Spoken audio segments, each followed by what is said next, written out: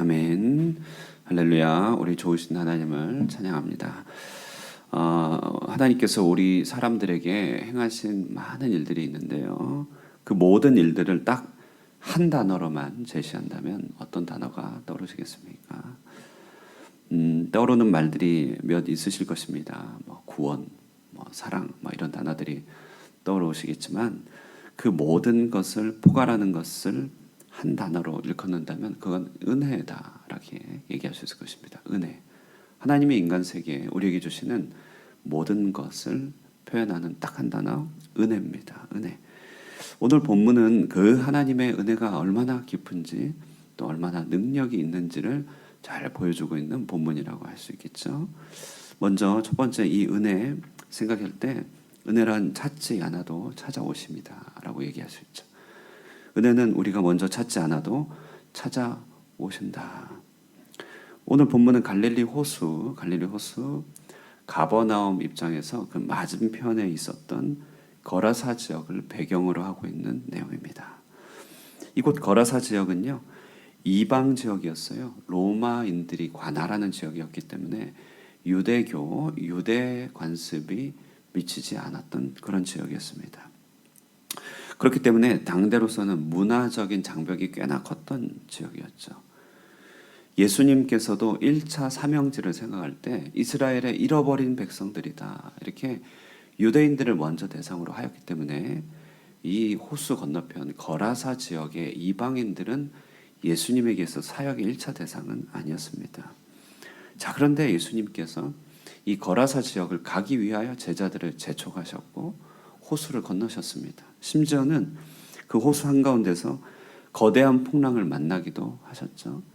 그 풍랑을 잠잠케 하시면서까지도 호수 건너편을 가셨다는 것입니다. 왜 그렇게 건너가셨는가라고 생각한다면 그것은 바로 이 거라사 지역에서요, 너무나 처절하게 울부짖던 가련한 영혼의 외침이 있었기 때문에 그렇습니다. 오늘 본문의 어떤 주인공이라고도 할 수 있죠. 군대 귀신 들린 이런 이 한 군대 귀신 들린 자, 탄식과 고통스러운 외침을 바라면서 소망 없이 울부짖으며 돌아다녔던 배회하였던 덧없는 방황자. 주님은 그 사람의 외침을 저 멀리서 듣고 계셨다는 것입니다. 주님은 그러므로 그 때를 기다리셨어요. 갈릴리 사역의 때를 잘 기다리셨다가 사역에 가장 필요한 때에 그가 부르거나 찾지 않았을 때 찾아가셨던 것입니다. 여러분 보십시오. 이 거라사 광인이 예수님을 알았던 것 아닙니다. 예수님의 정체를 묵상했던 것도 아닙니다. 그의 이름, 예수 이름을 부른 것도 아닙니다. 그는 여전히 아직 죄인이었고 그는 미쳐서 무덤 사이에 뛰어다닐 때였습니다. 사탄도 그를 놔줄 마음이 전혀 없었죠. 그는 완전히 운명에 사로잡힌 채 절망 속에서 살아간 존재입니다. 그를 돕고자 도와줬던 수많은 사람들 아무 소용없었습니다. 그를 심지어는 쇠고랑에 차서 그를 묶어 놓으라고 할지라도 그는 매이지 않았었습니다. 그런데요, 그가 찾지 않을 때, 그가 부르짖지 않을 때 주님이 그를 찾아주셨다는 것이에요. 오늘 말씀을 통해서 우리에게 역시 주님은 우리에게 음성 들려주십니다.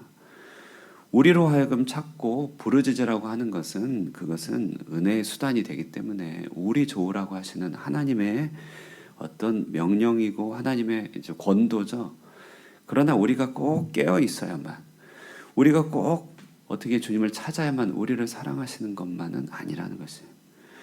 우리의 모든 필요를 다 알아야지만 주님이 우리의 필요를 아시고 응답하시는 것은 꼭 아닙니다. 바울도 그랬습니다. 바울도 예수님을 알았기 때문에 부른 것 아니죠. 그분을 만날 마음의 준비가 됐기 때문에 그를 찾아오셔서 사명 준 것 아니었습니다. 오직 주권적인 은혜로 그를 부르셨다는 것이죠. 우리 하나님이 이런 은혜의 하나님임을 오늘 말씀은 증거하고 있습니다. 우리 하나님께서 우리에게 음성 들려주시죠. 내가 먼저 찾아낸다. 내가 먼저 부른다. 내가 먼저 듣고 있으며 작은 신음까지도 알아차리고 내가 먼저 반응한다. 여러분, 우리 주변 사람들, 우리 가족들 중에서 예수님 아직 알지 못하여 믿지 못하여 우리 마음에 안타까운 분들이 계십니까? 오늘 본문을 통하여서 우리가 한번 생각해 보십시오. 그들이 부르기 전에 하나님은 그들을 아신다. 그들이 찾기 전에 그들을 찾아가신다. 우리의 어떠함이 아니라 조건 없는 하나님의 다가오심으로 사람이 변화되고 세상이 변화되는 것이죠. 이것이 바로 은혜의 주권성을 얘기합니다. 주권적 은혜라고 얘기합니다. 불가항력의 은혜죠.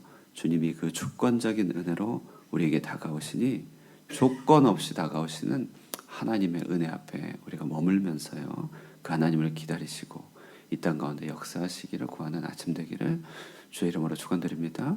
두 번째, 오늘 이 은혜에 대해서 묵상할 때요, 하나님께서 우리에게 베풀어 주신 은혜는요, 가장 큰 회복의 능력이다. 이렇게 오늘 선언됩니다. 가장 큰 회복의 능력이다. 자, 여러분, 이 마가는요, 오늘 거라사 광인에 대한 이야기를 꺼내자마자 그의 인상착의를 길게 설명하는 장면이 나옵니다. 오늘 20장 앞부분에 이 광인에 대한 이야기를 얘기하고 있죠. 마가 입장에서도 굉장히 인상적이었던 것이에요. 거라사 광인 하면 너무 인상적이고 할 말이 많아요.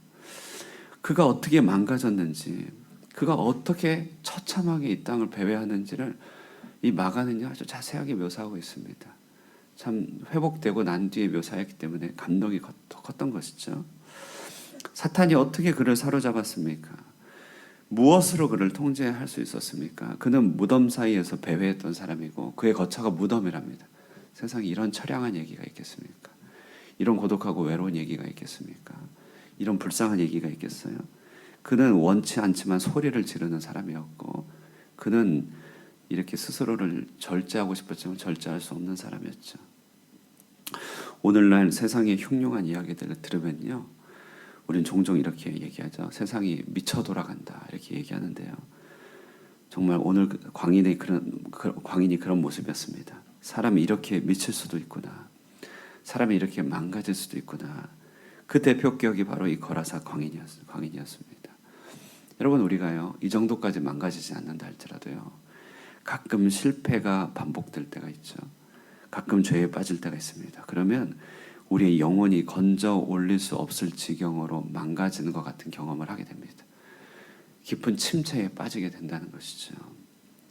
사람들은 침체에 빠져 그 영혼이 망가질 때 스스로 건져 올릴 힘이 없기 때문에, 동기도 사라지기 때문에요, 자포자기하면서 살아가게 되는 경우가 많이 있습니다.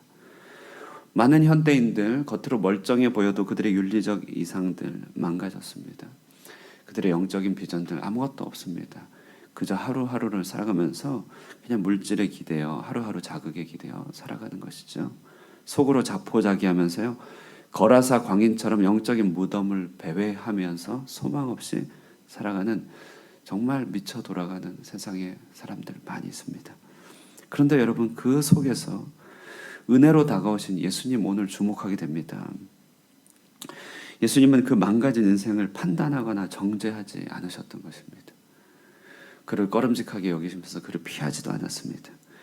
어쩔 수 없이 사로잡혀 있는, 정말 군대 귀신 집혔다 이렇게 돼 있는데요, 그 사람의 모습을 정면으로 응시하시면서 신적인 자비와 신적인 분노를 바라시는 것이죠. 사람이 망가지고 더 이상 가능성이 없다고 판단하는 것은 우리 인간의 생각일 뿐입니다. 하나님 앞에서는요, 만물이 준비되어 있다는 것이죠. 그분의 명령을 기다리는 존재고, 심지어 악한 영, 사로잡은 악한 영조차도 주님의 존재와 임재 앞에서 벌벌 떠는 것입니다. 아무것도 없는 중에 오직 말씀으로 이 세상 진료와 모든 것을 만들었다면 하나님이 하지 못할 일이 무엇이 있겠는가? 사람들이 상상으로만 하나님을 생각하기에 예수님은 친히 육신을 입고 이 땅에 오셔서 사람들 앞에 전능하신 하나님의 능력을 시연해주고 계시는 것입니다.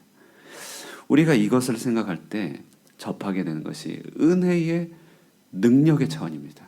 앞서 말씀드린 것은 은혜의 주권적 역사고, 오늘 은혜를 또 생각할 때 이 은혜는 능력이 있다는 것이에요.